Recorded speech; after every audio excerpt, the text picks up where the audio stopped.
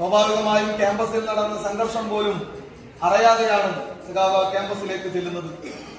ആ ക്യാമ്പസിലേക്ക് ചെന്ന് വിഷയങ്ങളെ കുറിച്ച് മനസ്സിലാക്കുന്നതോടുകൂടി അന്ന് ഉച്ചയോടുകൂടി KSUവിന്റെ കാബാലികൾ കുത്തിക്കൊലപ്പെടുത്തുകയാണ്.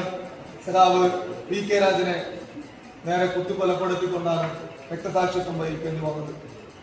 സ്വാഭാവികമായും ഓരോ രക്തസാക്ഷിത്വവും നമുക്കേറെ ഊർജം തരുന്നതാണ്. ഒരു പക്ഷേ ഇന്ന് ജീവനോടെ ഉണ്ടായിരുന്നുവെങ്കിൽ, രക്തസാക്ഷിത്വം വഹിച്ചില്ലായിരുന്നുവെങ്കിൽ ഈ കേരളത്തിന്റെ പൊതുമണ്ഡലത്തിൽ ഏറ്റവും ഉയർന്നു നിൽക്കേണ്ട ഒരു പേരായി ഒരു പക്ഷേ സഖാവ് PK രാജൻ മാറുമായിരുന്നു എന്ന കാര്യത്തിൽ ഒരു തർക്കവുമില്ല. അങ്ങനെ അന്ന് തുടങ്ങിയ ഈ വിദ്യാർത്ഥി സംഘടന രൂപീകരിച്ച നാൾ മുതൽ 2023 സഖാവ് ധീരജിനെ കൊലപ്പെടുത്തുന്നത് വരെ KSU SFIക്കെതിരായിട്ടുള്ള ആക്രമണം തുടർന്നുകൊണ്ടേയിരിക്കുകയാണ്. നമ്മുടെ വിദ്യാർത്ഥി സംഘടന 1970 രൂപീകരിച്ച് 73 ആദ്യമായി ഈ വിദ്യാർത്ഥി സംഘടനയ്ക്ക് ഒരു കോളേജ് യൂണിയൻ ലഭിക്കുന്നത്. അത് തലശ്ശേരി ബ്രണ്ണൻ കോളേജ് ആയിരുന്നു. ആ തലശ്ശേരി ബ്രണ്ണൻ കോളേജിൽ 1973 നടന്ന തെരഞ്ഞെടുപ്പിൽ ആദ്യമായി ഇതാ കേരളത്തിനകത്ത് SFI ഒരു യൂണിയൻ പിടിച്ചിരിക്കുന്നു എന്ന് ഈ കേരളം മനസ്സിലാക്കിയാണ്. അങ്ങനെ ആദ്യമായി വിജയിച്ചു വന്ന കേരളത്തിലെ തലശ്ശേരിയിലെ ബ്രണ്ണൻ കോളേജിന്റെ യൂണിയൻ ഇനോഗ്രേഷന് EMSനെ കൊണ്ടുവരുന്നതിന് വേണ്ടിയാണ് തീരുമാനിച്ചത്. കഴിഞ്ഞ മന്ത്രിസഭയിൽ ഉണ്ടായിരുന്ന പിന്നോക്ക വികസന വകുപ്പ് മന്ത്രിയായിരുന്ന പാലക്കാടിന്റെ ചുമതലയുള്ള സഖാവ് AK ബാലനായിരുന്നു അന്നത്തെ ചെയർമാൻ. അന്ന് AK ബാലൻ ചെയർമാനായിട്ടുള്ള യൂണിയന്റെ ഇനോഗ്രേഷന് EMSനെ കൊണ്ടുവരുന്നതിന് വേണ്ടി തീരുമാനിച്ചപ്പോ ഒരു കാരണവശാലും ആ യൂണിയൻ ഇനോഗ്രേഷൻ നടക്കാൻ വേണ്ടി പാടില്ല എന്ന് തീരുമാനിച്ചത് KSU ആയിരുന്നു. അങ്ങനെ KSU തീരുമാനിച്ചു, യൂണിയൻ ഇനോഗ്രേഷൻ നടക്കുന്ന പ്രവർത്തനങ്ങളുമായി മുന്നോട്ട് പോയിക്കൊണ്ടിരിക്കുമ്പോ AK ബാലനെ കൊലപ്പെടുത്തണം എന്നുള്ളതാണ് അന്നത്തെ KSUക്കാർ തീരുമാനിച്ചത്.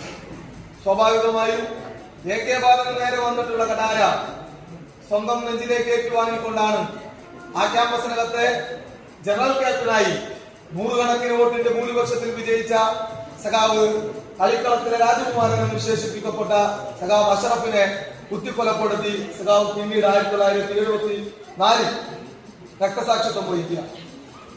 ഈ നമ്മൾ ഒത്തുകൂടിയിട്ടുള്ള ക്യാമ്പസ്, ഈ ക്യാമ്പസ് സഖാവ് സൈദാലിയുടെ കലാലയമാണ്. സഖാവ് സൈദാലിയുടെ കലാലയത്തിൽ എല്ലാ വർഷവും നാം സൈദാലിയുടെ രക്തസാക്ഷിത്വം ആചരിക്കാറുണ്ട്, നമ്മൾ നടത്താറുണ്ട്.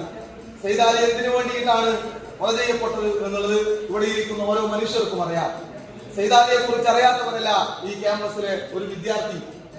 സൈദാലി റാഗിങ്ങിനെതിരായിട്ടുള്ള പോരാട്ടം സംഘടിപ്പിച്ചതിന്റെ ഭാഗമായിട്ടാണ് KSUവിന്റെയും ABVPയുടെയും ഗുണ്ടകൾ ഈ ക്യാമ്പസിന്റെ തിരുമുറ്റത്ത് വെച്ച് സഖാവ് സൈദാലിയെ കൊലപ്പെടുത്തുന്നത്. അങ്ങനെ 12ഓളം വരുന്ന സഖാക്കളെ, നമ്മുടെ സഖാക്കളെ കൊലപ്പെടുത്തിയത് ഈ പറയുന്ന KSU ആണ് എന്ന് നാം തിരിച്ചറിയേണ്ടിയിരിക്കുന്നു. ഇടുക്കി പൈനാവ് എഞ്ചിനീയറിംഗ് കോളേജിൽ തെരഞ്ഞെടുപ്പിന്റെ പ്രവർത്തനങ്ങൾക്കെല്ലാം നേതൃത്വം കൊടുത്ത് ആ തെരഞ്ഞെടുപ്പിന്റെ പ്രവർത്തനങ്ങളുടെ എല്ലാം ഒടുവിൽ അവസാനത്തെ വിദ്യാർത്ഥിയെയും അവസാനത്തെ SFIയുടെ വോട്ടും പെട്ടിയിലാക്കിയതിനു ശേഷം ക്യാമ്പസിന് പുറത്തേക്ക് പോയ പ്രിയപ്പെട്ട ധീരജ്, സഖാവ് ധീരജിനെ നിഖിൽ പൈലി അടക്കമുള്ള യൂത്ത് കോൺഗ്രസിന്റെ KSUവിന്റെ കാപാലികർ ഒറ്റക്കുത്തിനാണ് ഹൃദയത്തിൽ കത്തിക്കൊണ്ട് കുത്തി പടാരയിറക്കി കൊലപ്പെടുത്തിയത് നമ്മുടെ ഈ വിദ്യാർത്ഥി കാലഘട്ടത്തിൽ കുറച്ച് വർഷങ്ങൾക്ക് മുമ്പ് മാത്രമാണ്.